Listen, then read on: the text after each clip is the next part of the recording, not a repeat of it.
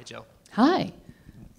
So, it's interesting. We're talking a lot about different forms of intelligence, and in some ways, I think this marathon is going to be sort of a survey of different forms of intelligence and different applications of intelligence and things like that. Who's doing the experiment, right? Yeah, Are we right. the mice? And I want to talk more about that, but just to sort of prove the point and prove the sometimes unlikely overlap between different fields.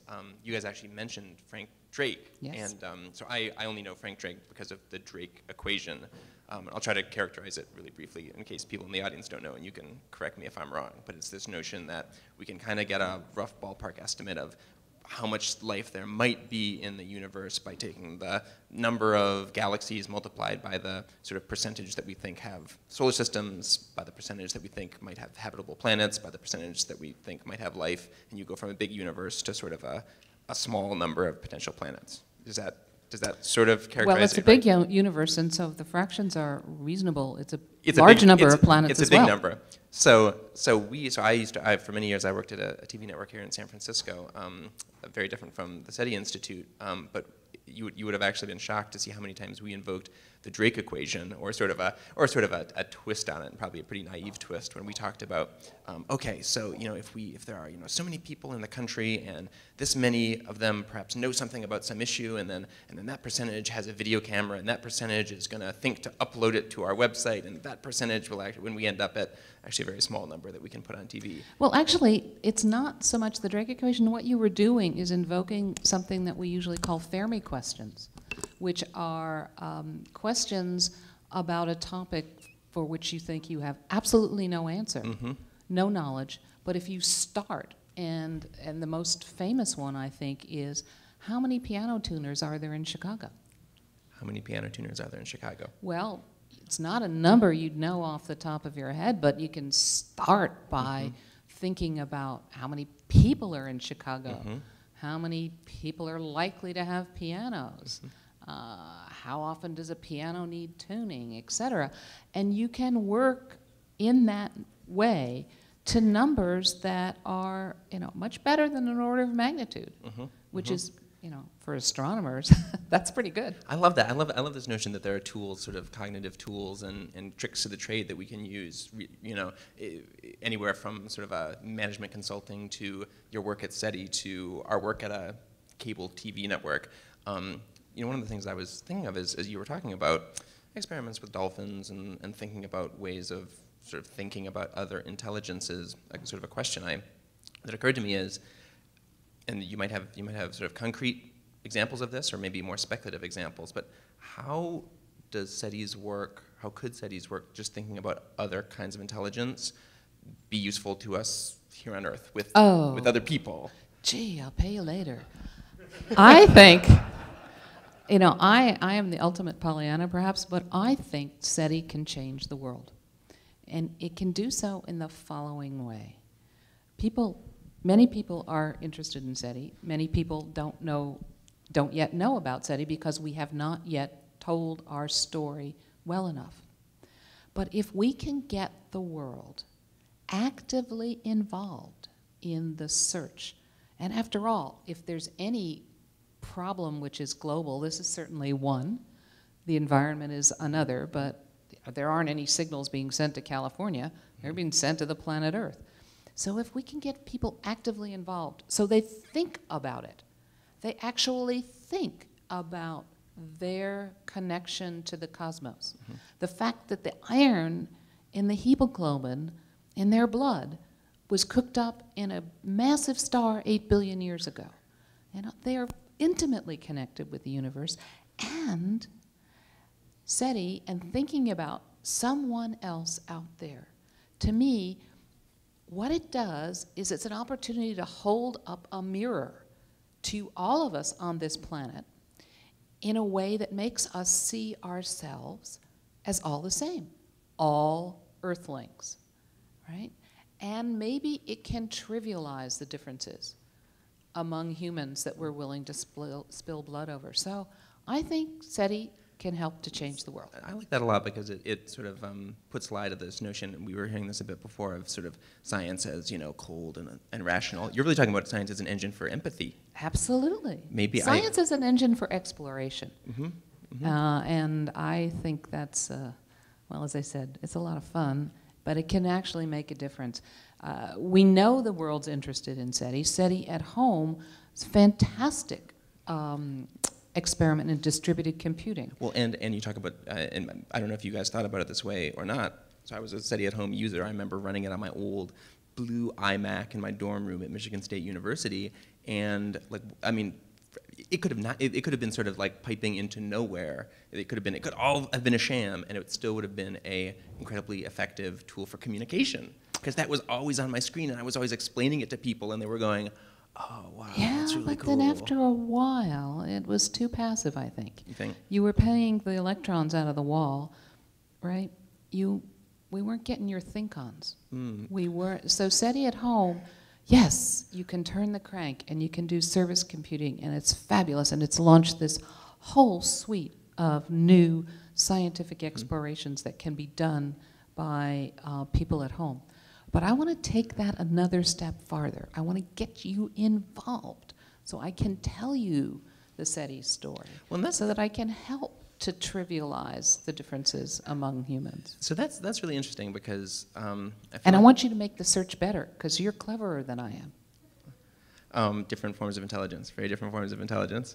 So that's interesting. So you actually think for as successful and kind of as much of a signature, project as it was, you think it had some real flaws? It's still great. It's great, but it goes only so far, and it doesn't give you the opportunity to make the search better. Okay, so that's interesting. You can just do the search the way you can do it. But I want to let you, and the collective you, tell me how to make the search better. Not only tell me, but help me to do it. What's your favorite movie? Starts with a C. Really? I was hoping it would be, Last Tango in Paris or something, sort of a curveball. If SETI had a production company, and you were in charge of financing new movies, new stories, maybe an HBO miniseries or something, to tell the story that you want to tell, what would it be about? Well, I'd start with Contact 2. Zemeckis changed the ending of the book in order to facilitate a sequel. But in terms of Hollywood speak, Contact 1 didn't make enough money to go for the sequel. I think that's a shame. I think we have an opportunity there. And then I don't know what else I would do in terms of the movie world. What about a SETI? Let's actually change it up, and let's do one of those sort of great office sitcoms. If there was an office sitcom set at SETI, this is actually a question I have, because in the world, let me back up one step. In the world of media and journalism, sometimes I honestly look around sometimes when I think about the work that you guys do at SETI, or the work that people do, the work that Saul Griffith does on some of these big problems, and I think, man, we're wasting our time. What are we doing with all this small stuff? But I will say one very satisfying thing about it is that there's something to do every day. There's something to achieve every day. You sort of put new things out there, and you have that very fast, very quick feedback loop. So on an organizational level, I mean, forget the sort of big overarching mission. Just day to day at the office, working on these big, could it be any bigger projects that take many, many years to play out? What do you do every day? Oh, what do we do every day? We make better code, right? We make the hardware run better. We've gone through decades of building our own special purpose signal processing hardware and then traveling the globe to various telescopes to use it. So what are we doing now? Well, first of all, we built our own telescope, or we started. Right? We have Allen Telescope Array that Paul Allen funded the technology development, first phase of construction. So we have 42.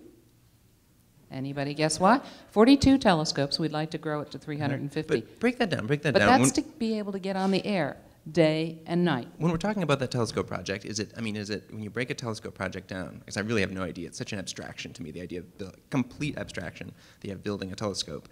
What, is it just a series of meetings, Outlook invitations, and you kind of go to them and agree on things? How do you do that? Oh, well, our partner is UC Berkeley, so you might imagine that it's all flat demographic. So we have this users list, and every problem gets put on there and gets commented on by everyone. Mm-hmm. And then we've got a project engineer who actually, at the end of the day, gets something built, gets something done.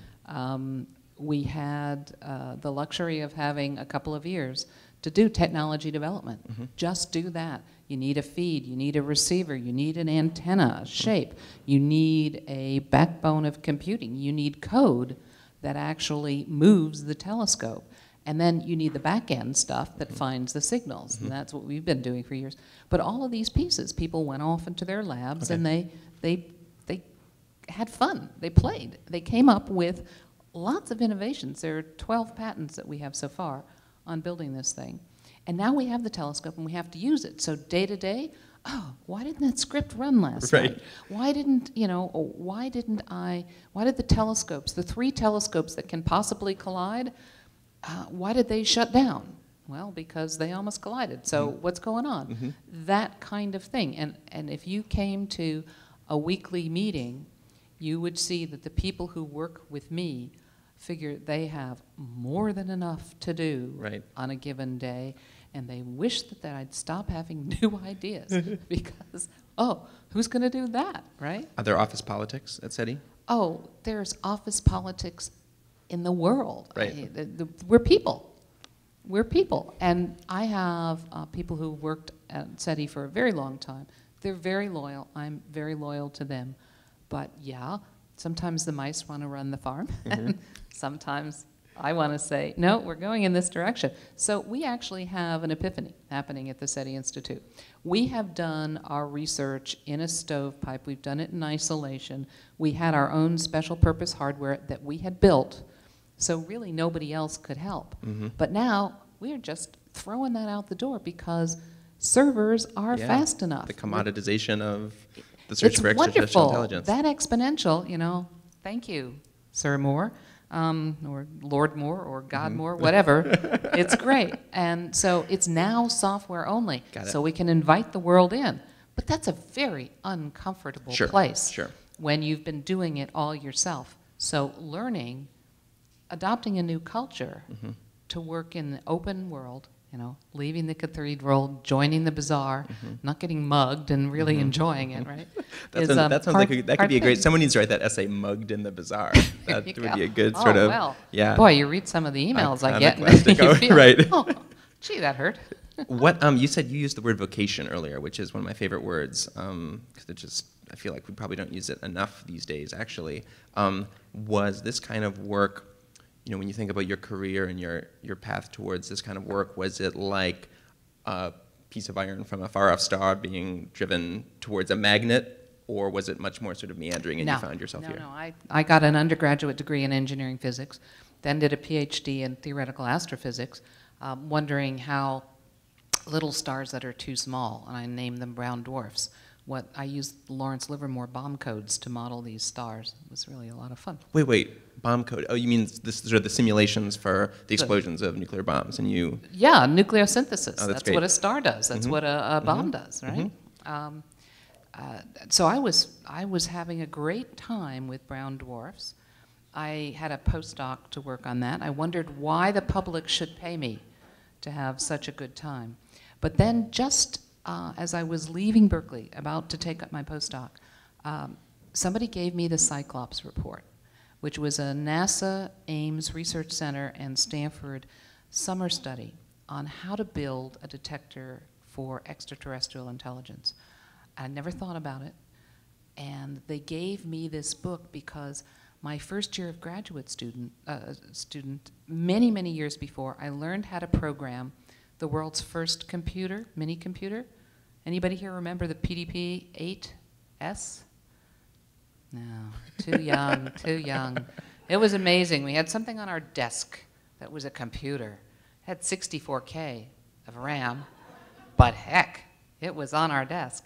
So I learned how to program that, and years later, as I was leaving graduate school, that was given as surplus equipment to a Berkeley professor, an X-ray astronomer, who had a really clever idea about how to piggyback on our radio astronomy colleagues' observations. And somebody gave him this computer. What do I do with this? Well, Jill used to. So they came to me and asked me to join their group because I could program this computer. Because you could code. I could code. Oh, I love that. But what I got out of the Cyclops report was not how to build radio telescopes and blah, blah, blah. I got out of this report that after millennia of humans asking the priests and the philosophers, what should we believe about life out there?